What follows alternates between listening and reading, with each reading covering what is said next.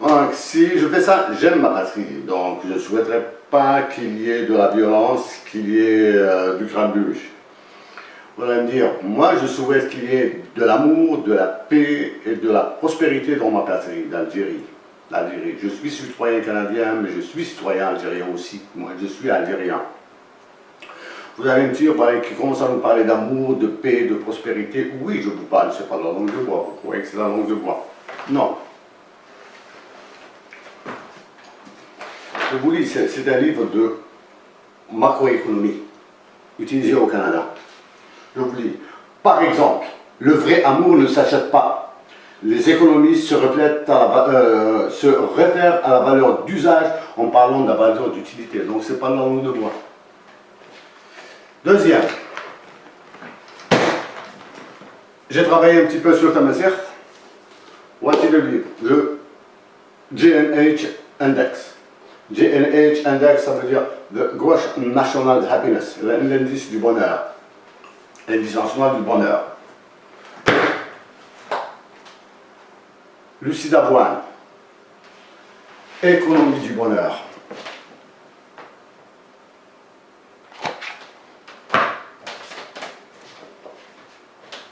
Le partage de l'emploi.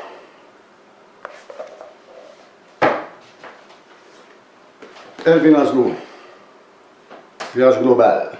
Ce livre est très recommandé. Pourquoi? Parce que Erwin Laszlo est un scientifique, est un économiste, et c'est un philosophe, mais surtout, c'est un chef d'orchestre philharmonique qui fait de la musique, de l'art. Parce que développement durable et participation publique.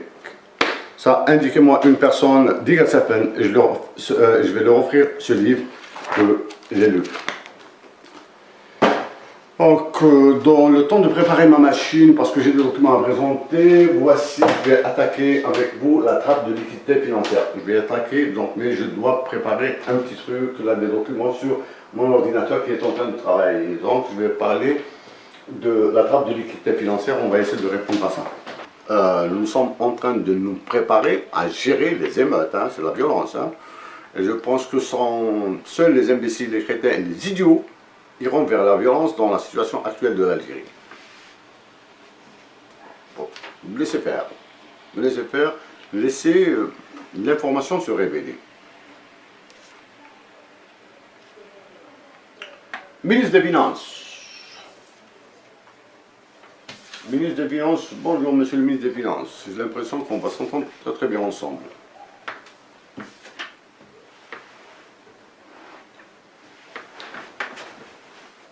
Moi, j'ai assumé publiquement, je ne suis absolument rien, mais j'ai assumé publiquement que je suis radicalement contre la dévaluation du dinar. Et je vais vous calculer l'impact tout à l'heure, du moins tout à l'heure ou après là. Voici.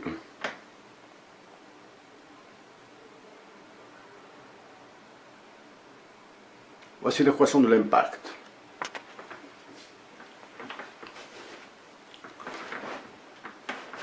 Avec vous, je suis toujours satisfait. Vous avez déclaré que les salaires ne seront pas touchés. Moi, je soutiens que les salaires doivent être baissés. Pour une raison principale. La réduction de la pauvreté. En Algérie, c'est ce qu'on appelle l'indice de Gini ou bien l'indice d'Atkinson. La Grèce a été saignée, y compris les retraités. Est-ce que l'Algérie est plus forte que la Grèce? J'ai des doutes. Est-ce que l'Algérie va éviter le scénario grec? J'ai des doutes. Maintenant, les doutes ne sont pas une réponse. Il faut des affirmations et des certitudes. Récemment, vous avez une augmentation des salaires avec effet rétroactif sur 6 mois ou 5 mois. Si on augmente les salaires en Algérie, c'est pour encore déclencher de l'inflation. Une fois l'inflation déclenchée, qu'est-ce qui va se produire? Il y aura une dévaluation du dinar pour essayer d'exporter plus et importer moins. On va voir ce calcul. Donc, augmentation des salaires, inflation, dévaluation du dinar, donc c'est une dévaluation pernicieuse du dinar que vous êtes en train de préparer. La dévaluation pernicieuse du dinar, elle ne va pas apparaître en un mois ou en 2 mois, elle va apparaître sur 3, 4 ans, 5 ans.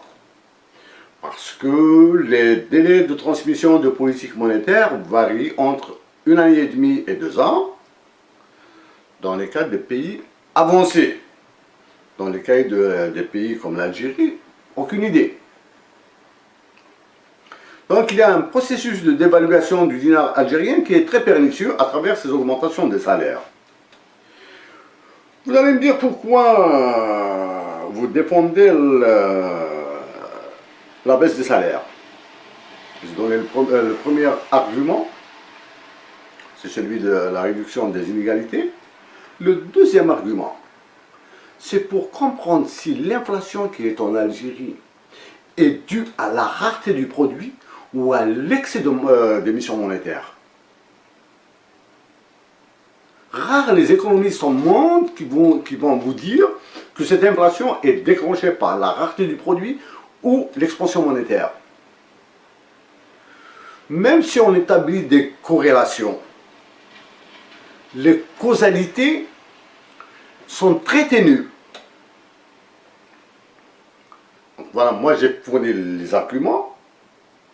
À vous de fournir les votes si vous en avez. Ben, ce n'est pas une interpellation, hein, parce que si on est en Algérie, nous constatons que le domaine économique dans l'information économique, mis à part la poule pondeuse, la poule pondeuse qui signe le même article dans 10 journaux différents, là. Aucun économiste algérien tricoté pur laine, c'est-à-dire des Algériens économistes installés en Algérie, qui vivent en Algérie, qui ont les pieds en Algérie, là, n'intervient dans la presse. Aucun. Vous faites appel, l'Algérie fait appel à des économistes de la Toulouse School of Economics, là où officie Jean Tirole. Ces derniers temps, il y a un petit curé là, dirigeant d'une société privée de placement, de capital risque, quelque chose comme ça, un certain Alexandre Maja, je ne connais pas son nom, qui vient prêcher la bonne parole à Alger. Ici, tant comme ça, là, c'est l'Algérie, ben, c'est facile. Allez, on appelle les étrangers, c'est comme si c'était les étrangers, les économistes qui viennent de l'étranger ont une caution morale, bon, ben, ils viennent là comme des pèlerins, comme des hajj, comme des rabbins, comme des papes. Est-ce le malaise, est-ce un contrôle de l'information en Algérie? Je ne peux pas avancer sur ça. Vous avez parlé de la bancarisation du travail non informel. Je vous signale que l'Inde est le champion du monde de s'opposition à toute législation internationale dans le domaine. Changer de billet de banque. Changer la monnaie fiduciaire. Carrément. Les billets de 2000 dinars, 1000 dinars. Il faut les changer. Mais là, le risque est grave. Et le risque est très important. Celui de la fausse monnaie. Et dans ce cas-là, la Libye, on a payé. J'ai travaillé sur la Libye. Les autorités monétaires libyennes du temps de Kadhafi, les années 85-86, ont décidé de faire carrément de la démonétisation. Ils ont payé très cher. Donc vous allez me dire, c'est risqué. Oui, c'est risqué. Maintenant, si vous voulez bancariser, c'est une solution. Maintenant, il est risqué ou pas risqué, là, il faut trouver une autre solution moins risquée pour dire que celle-ci est risquée. On ne peut pas dire d'une solution qu'elle est risquée si on n'a pas une autre solution à côté pour pouvoir les comparer. Comparer les risques. On ne compare pas une chose à elle-même. Donc ça, c'est la deuxième solution. Troisième solution. Le contrôle au corps. Contrôler au corps.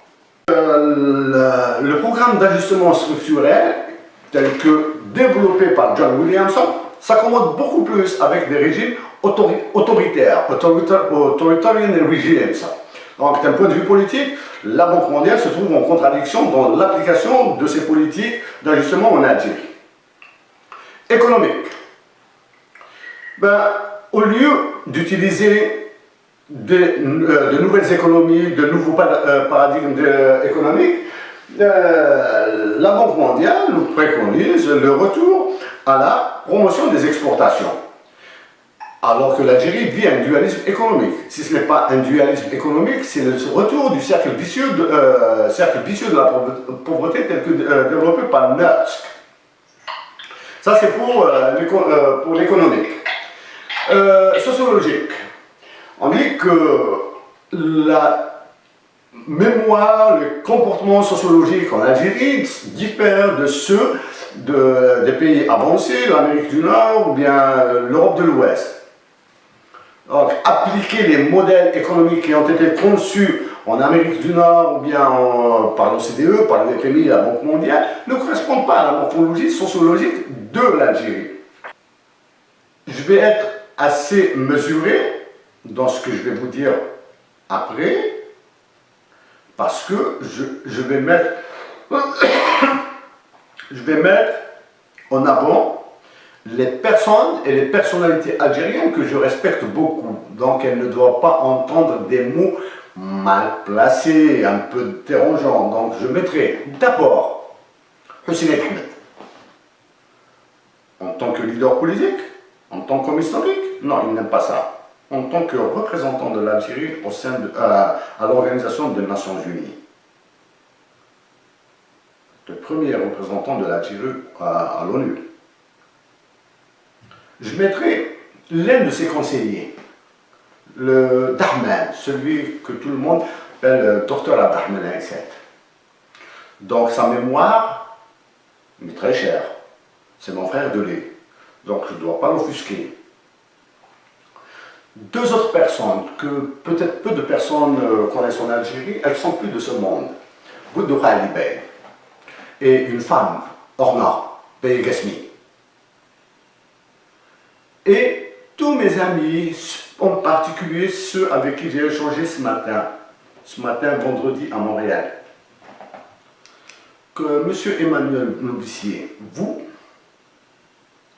en tant que journaliste, donc vous connaissez les rouages, l'information, etc., vous n'êtes pas sans savoir que la déclaration de Paris en matière d'aide publique au développement et le programme d'action d'Accra n'ont jamais donné quoi que ce soit, n'ont jamais donné les résultats escomptés. Donc, vous pouvez suivre mon doigt vers la France-Afrique. C'est un exemple. Donc, Monsieur Emmanuel Nobissier, vous et vos semblables, vous êtes des mercenaires. Donc, c'est la meilleure façon de m'excuser auprès de mes compatriotes algériens sur mon erreur de ciblage. Monsieur Emmanuel Nobissier et vos semblables, c'est ma carrière à l'international qui est en jeu. Je vous le dis que vous êtes des mercenaires. C'est gentil, c'est gentiment dit, hein, vous êtes des mercenaires. L'Afrique a besoin d'hommes et de femmes qui la défendent, qui la défendront. Parce qu'il y a tout ce qu'il faut en Afrique. Il y a de l'amour, de l'amitié, de l'entraide. Il y a des richesses naturelles, mais il n'y a pas de solidarité. Vous avez fait de la Banque africaine de développement une succursale de la Banque mondiale. Donc, voilà pour mes excuses pour les lecteurs, pour mes compatriotes algériens. À partir de maintenant, je vais essayer de démontrer modestement avec des mathématiques les effets du programme d'ajustement structurel à travers la dévaluation du dinar. Ce n'est pas un cours d'économie, ce sera un truc très léger. Pour les économistes qui vont voir ça, pour les étudiants en économie qui vont voir ça, attention, il se pourrait que je fasse des lapsus. Je vis un moment de pression, de stress. Donc, je commence, avant de commencer par d'aller vers ces mathématiques, je vais marquer une pause. Vous n'allez pas la sentir. Hein. Vous n'allez pas la sentir. Je vais marquer une pause, je vais aller fumer une cigarette et revenir parce que la pression est très très forte.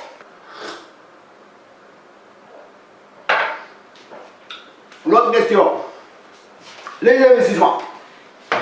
On commence à parler de partenariat public-privé. Maintenant, le jour où vous verrez un État, des copains avec le secteur privé, revenez me voir, dites, je l'ai peut-être trompé, effectivement, les entreprises privées sont des copains avec l'État. Tout le monde est un saint, tout le monde est pape, tout le monde est imam, tout le monde a fait la Mecque. Que signifie le partenariat public-privé? Vu d'Amérique du Nord, sail from North America. C'est le délestage de tout projet d'investissement, de réalisation d'infrastructures par l'État. Monsieur l'État, vous ne savez pas faire, vous savez écrire, remplir des documents, faire des tableaux, faire des calculs. Faux. Donc c'est le privé qui sait le faire. C'est ce qu'on appelle le partenariat, le PPP, bien sûr. Et en économique, c'est l'art de présenter la pire des choses avec des mots de poésie. Mais les mathématiques, c'est la meilleure poésie, elles disent le contraire. L'autre truc là, c'est plus G. Les consommations. Les consommations, donc j'en ai parlé. Ah tiens, si on dit les consommations. Ça c'est un bon exemple. Quand on dit la consommation, qu'est-ce que ça veut dire? Bon, il y a du pain. Il y a du pain, il y a du lait. Est-ce qu'il y aura de la viande après? Je ne sais pas, ça m'étonnerait. Est-ce qu'il y aura du sucre? Oui. Est-ce qu'il y aura de l'huile? Oui. L'huile de table importée. Et de l'huile d'olive de chez nous. Non. Eh bien, nous avons dit la dernière dans les présentations précédentes, les investissements, nous avons dit qu'ils visaient l'industrie lourde, l'automobile, l'énergie, etc., etc. Donc ça demande des investissements, ça demande de l'extraction. On doit creuser là, hein, on doit creuser pour avoir du pétrole, du gaz de schiste, de l'uranium, de l'or, du fer. Donc on doit creuser, hein, on doit faire de l'extraction, etc. Quand on fait de l'extraction, etc., ça fait la diminution des ressources naturelles. Et voici. Sauf qu'en économie des ressources naturelles, l'équilibre instable est au début, l'équilibre instable est à la fin. Voilà, donc ça c'est le MSY, c'est Maximum Sustainable Yield, le rendement maximal soutenable, et égal ce qu'on appelle le Maximum Economic Yield. Ça c'est l'optimum économique, c'est-à-dire l'offre et la demande se croisent, on trouve cette quantité. Mais sauf qu'ici, l'équilibre instable est là, l'équilibre stable, il est là. L'équilibre instable, il est là. C'est-à-dire, on a consommé beaucoup, on va aller descendre. Où est-ce qu'on a consommé beaucoup? Avec l'industrie industrialisante. Il ne faut pas l'oublier. Avec l'ancien programme d'ajustement structurel, aller vers le pétrole, etc.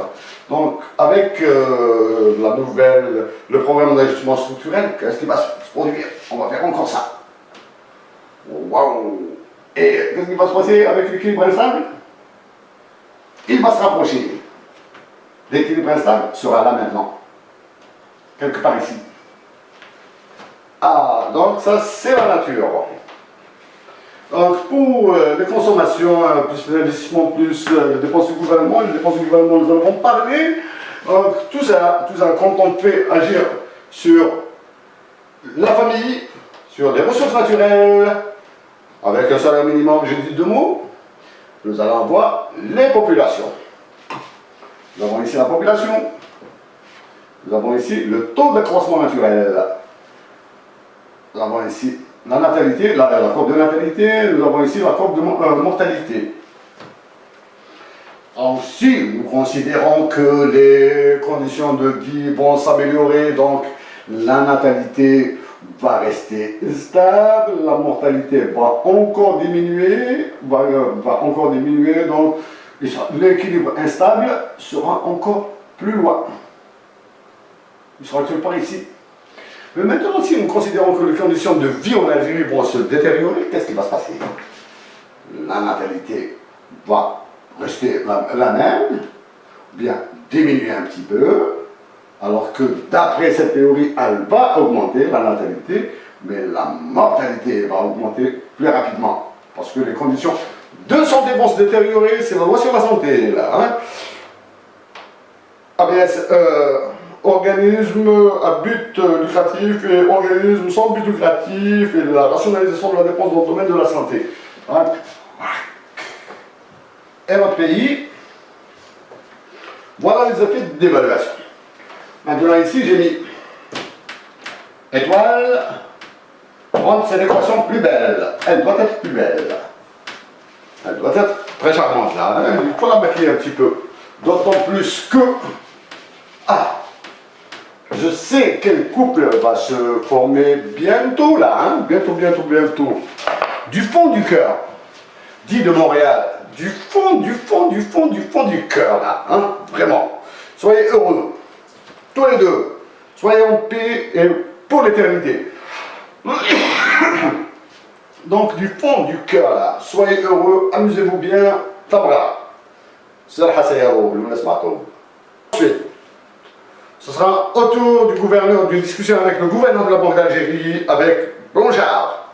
Blanchard sur la trappe de l'équité financière. Et je m'engage à dire des bêtises. Et je vais vous dire sur quel effet, là, parce qu'il y a un effet qui agit sur moi. Pourquoi je vais dire des bêtises et je fonce. A tout à l'heure.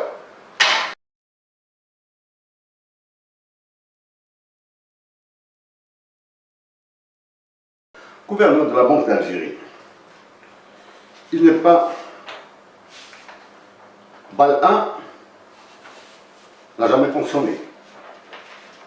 Balle 2, encore moins.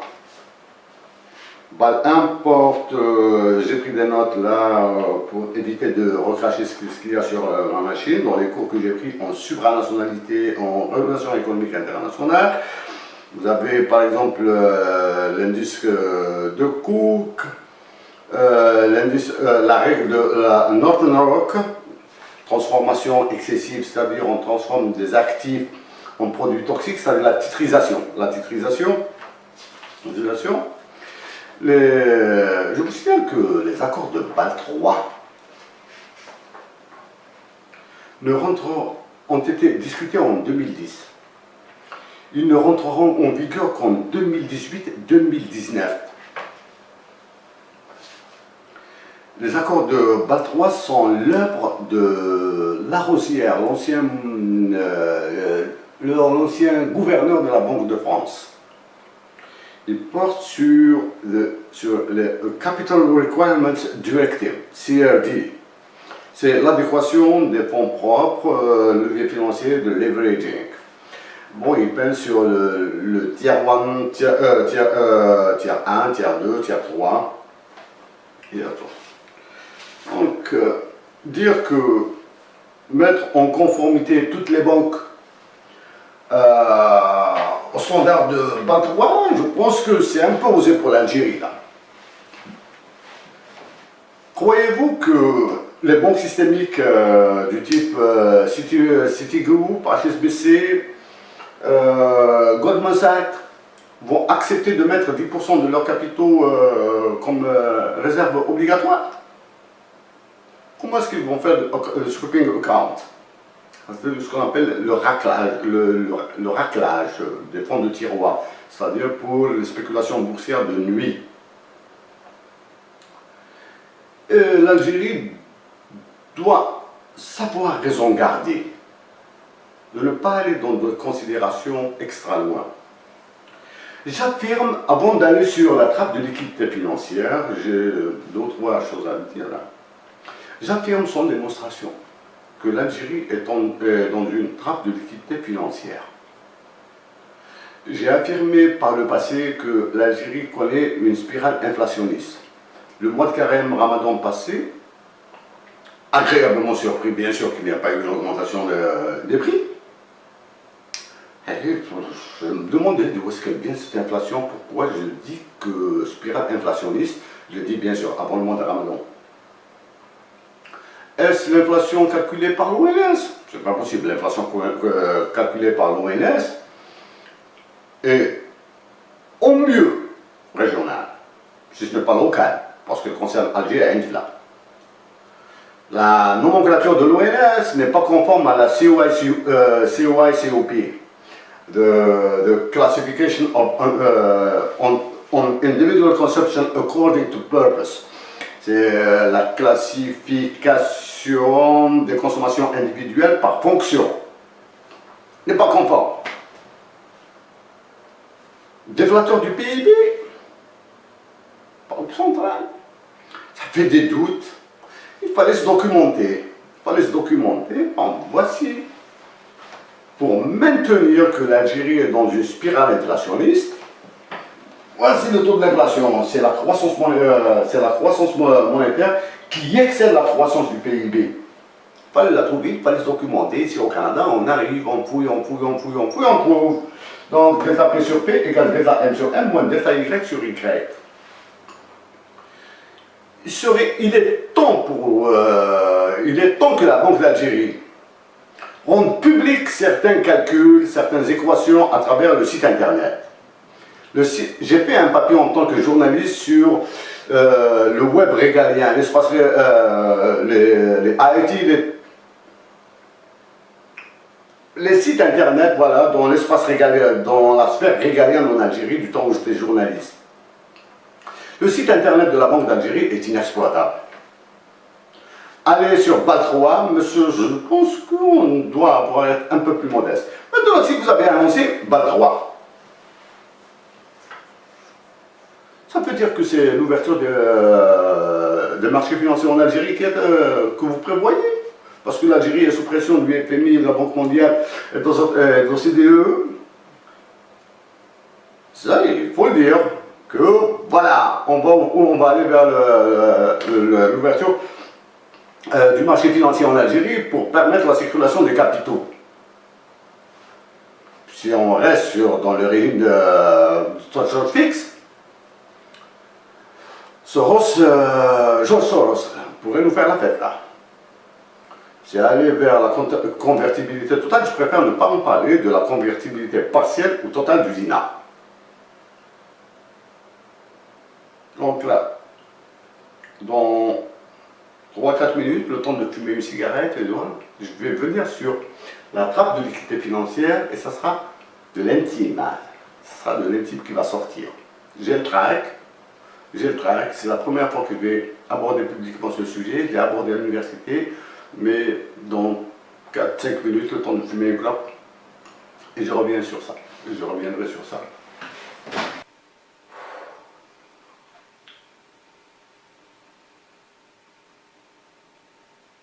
Dans le domaine économique, dans le domaine de la connerie économique, vous pouvez dire tout ce que vous voulez.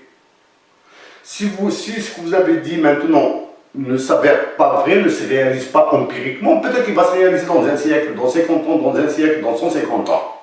Donc, osez. Mais avant d'oser, lisez. Quand j'étais en Algérie, on nous étouffait. Dans les premières parties, j'ai parlé de Milouchi Loufi. Lisez, maîtrisez la théorie. Vous ne pouvez pas cracher sur des hommes et des femmes qui ont donné peut-être 5000 ans ont cumulé de travaux de recherche. La théorie vous permet de canaliser, de vous orienter, de vous aider, de vous simplifier la vie. Mais osez. Là, cette trappe de liquidité financière, quand je l'ai vue, quand nous l'avions étudiée en cours, en 2015, j'ai discuté avec mon professeur sur ça. 10 minutes, on arrête, parce qu'il y a des règles de pédagogie ici à l'université, parce que nous payons nos cours. J'ai entamé la discussion avec lui, des étudiants, après 10 minutes, les étudiants, monsieur, c'est notre cours, pour nous, la crise de la trappe, on s'en fout de la trappe, etc., c'est notre cours. Bon, ils ont raison. Mais si, c'est naturel, Cours avec l'assistant, un génial, je ne vais pas donner son nom parce qu'il y a des relations pédagogiques actuellement. Génial. Bon, je n'ai pas trouvé le sonore parce que j'ai enregistré. Nous avons parlé de ça à peu près pendant 12 minutes. Ensuite, on s'est arrêté parce que nous avons atteint le niveau de la démonétisation. Là maintenant, je vais Je vais l'attaquer, ça. Je vais l'attaquer. J'ai pas peur. Hein. Je vais dire des bêtises, je vais dire des conneries. Mais maintenant, ceux qui pensent que je vais dire des conneries, des bêtises, ils peuvent me critiquer, m'insulter, me lâcher dans les médias, il n'y a aucun problème. J'assume. S'il vous plaît, ne le faites pas avec des adjectifs ou du verbiage français là. Faites-le avec des démonstrations. Moi, je n'ai pas le temps de reprendre toutes les équations. Ça demande beaucoup de travail et je suis un peu stressé. Là, je vais essayer de me contenir.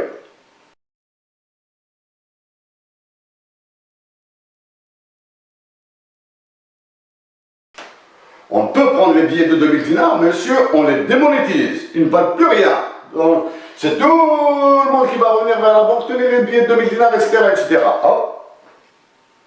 C'est dangereux là. C'est une opération dangereuse. De la Libye, on a trinqué. J'ai travaillé sur la Libye. On a trinqué sur ça. Ben maintenant, si on met en plus des 2000 dinars officiels, c'est-à-dire de la banque centrale, là, de la banque centrale, émis par l'hôtel des monnaies, maintenant, s'il y a des faux billets là, dedans, là, on risque de racheter de la monnaie simple, de la fausse monnaie, avec de la vraie monnaie. Oh, on n'est pas sorti de l'auberge. Hein? Donc là, il faut un état de guerre monétaire aux frontières. Numéro de série, etc. C'est une opération ad hoc. Ce que peut se faire. Bon, les gens disent, non mais c'est pas possible. Non, non, on ne répond pas par non, c'est pas possible, par oui, mais, etc. Je suis dans l'absolu, dans le raisonnement théorique. Oui, on peut déclarer un état d'urgence monétaire en Algérie. Qu'est-ce qui reste maintenant comme solution pour cette trappe de liquidité financière?